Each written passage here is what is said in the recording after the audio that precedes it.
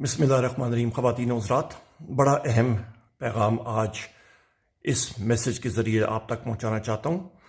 کل ہی supreme court نے Peshawar high court کا چیف جسٹس صاحب کا فیصلہ معطل کیا، جس میں پشاور ہائی کورٹ کے چیف جسٹس صاحب نے حکم صادر فرمایا تھا کہ کے پی میں یا ایک شخص کو بیل مل گئی ہو تو اس کو کسی اور کیس میں گرفتار نہیں کیا جا سکتا۔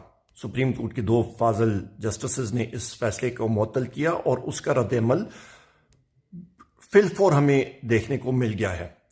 آج دوپہر سے پاکستان تحریک انصاف کے متعدد سابقہ اراکین صوبائی اور قومی اسمبلی کے گھروں پہ چھاپے مارے جا رہے ہیں۔ ان کے گھروں کے اندر پولیس جا رہی ہے۔ کامران بنگش صاحب کو بغیر وارنٹ کے، تیمور خان جھگڑا صاحب کے گھر پہ بغیر وارنٹ کے، اور کامران بنگش صاحب کو نامعلوم جگہ پہ منتقل کیا گیا ہے۔ ڈی ایس پی چمکنی نے ان کو اریسٹ کیا، پر یہ نہیں معلوم کہ کہاں پہ لے کے گئے ہیں۔ تھانے میں پروڈیوس نہیں کیا گیا، کیسز ان کے خلاف ہیں نہیں۔ ان کو ابھی مختلف، میرا خیال ہے عجیب قسم کے کیسز میں شاید ان کو ملوث کیا جائے گا۔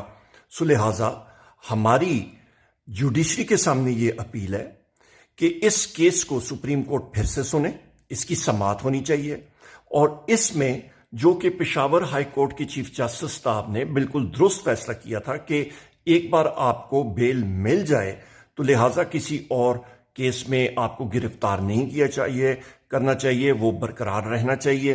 اس کی صحیح طرح سماعت قانونی طور پہ ہونی چاہیے، اور ہماری ڈیمانڈ یہ ہے کہ آئی جی کے پی کو، گنڈا پور صاحب کو، اپنے پولیس کے افسران کو کنٹرول میں کرنا چاہیے کہ بغیر وارنٹ کے غیر قانونی گرفتاریاں نہیں کرنی چاہیے۔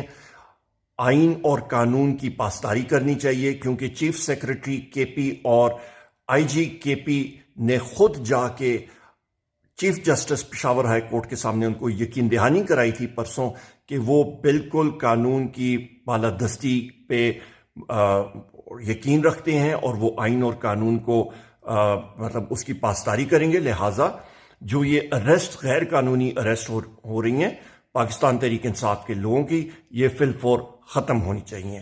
خواتین و حضرات، آئیے یہ دعا کریں کہ پاکستان میں آئین کی بالادستی ہونی چاہیے، قانون کی بالادستی ہونی چاہیے، اور جلد از جلد وزیر اعظم عمران خان ہمارے ساتھ ایک بار پھر آئیں اور رہا ہو کے اور پاکستان کو لیڈ کریں۔ بہت شکریہ۔ پاکستان زندہ باد۔